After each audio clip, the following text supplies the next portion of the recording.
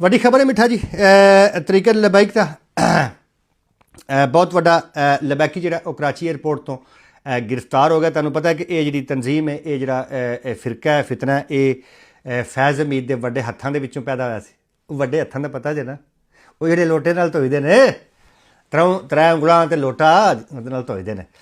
ਅੱਛਾ, ਇਹ ਉੱਥੋਂ ਪੈਦਾ ਹੋਇਆ ਸੀ ਅਤੇ ਇਹ ਜਨਾਬ ਲਬੈਕੀ ਬਹੁਤ ਵੱਡਾ ਗ੍ਰਿਫਤਾਰ ਹੋ ਗਿਆ ਕਰਾਚੀ ਏਅਰਪੋਰਟ 'ਤੇ। ਇਹਦਾ ਨਾਂ ਹੈ ਜੀ ਰਾਜਾ ਬਾਬਰ ਕਰਾਮਤ। ਇਹ ਗੁਜਰ ਖਾਂ PP 9 ਦੇ ਵਿੱਚ ਇਹ ਉਮੀਦਵਾਰ ਸੀ ਲਬੈਕੀਆਂ ਦਾ।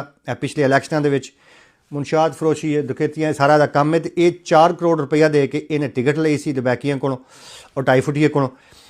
ਅਤੇ ਇਹ ਕਰਾਚੀ ਏਅਰਪੋਰਟ ਦੇ ਉੱਤੇ 1 ਅਰਬ ਰੁਪਏ ਦੀ ਮੁਨਸ਼ਿਆਤ, ਜਿਹੜੀ ਕਿ 90 ਕਿਲੋਗ੍ਰਾਮ ਨਸ਼ਾਵਰ ਗੋਲੀਆਂ ਦੁਬਈ ਸਮਗਲ ਕਰ ਰਿਹਾ ਸੀ ਆਪਣੇ ਭਰਾ ਸਜਾਦ ਕਰਾਮਤ ਦੇ ਨਾਲ। ਅਤੇ ਇਹ ਲਬੈਕੀਆਂ ਦਾ ਬਹੁਤ ਵੱਡਾ ਫਾਈਨਾਂਸਰ ਕਹਿ ਲਓ, ਜਿਹੜਾ ਇਹਨਾਂ ਨੂੰ ਟੁੱਕਰ ਪਾਣੀ ਖਵਾਉਂਦਾ ਸੀ। ਔਰ ਉਹਦੀ ਜਿੰਨੀ ਵੀ ਮੁਨਸ਼ਿਆਤ ਹੁੰਦੀ ਸੀ ਉਸ ਬਾਬਰ ਕਰਾਮਤ ਦੀ, ਇਹ ਲਬੈਕੀ ਅੱਗੋਂ ਮਸਜਿਦਾਂ ਦੇ ਵਿੱਚ ਜਿਹੜੇ ਇਹਨਾਂ ਦੇ ਅੱਡੇ ਇਹਨਾਂ ਬਣਾਏ ਨੇ, ਮਸਜਿਦ ਤੇ ਖੈਰ ਨਹੀਂ ਮੈਂ ਉਹਨੂੰ ਕਹਿਣਾ, ਅੱਡੇ ਜਿਹੜੇ ਬਣਾਏ ਨੇ, ਉਹਨਾਂ ਅੱਡਿਆਂ ਦੇ ਜ਼ਰੀਏ ਇਹ ਅੱਗੋਂ ਵੇਚਦੇ ਸੀ ਅਤੇ ਆਪ ਵੀ ਕਮਿਸ਼ਨ ਲੈਂਦੇ ਸੀ।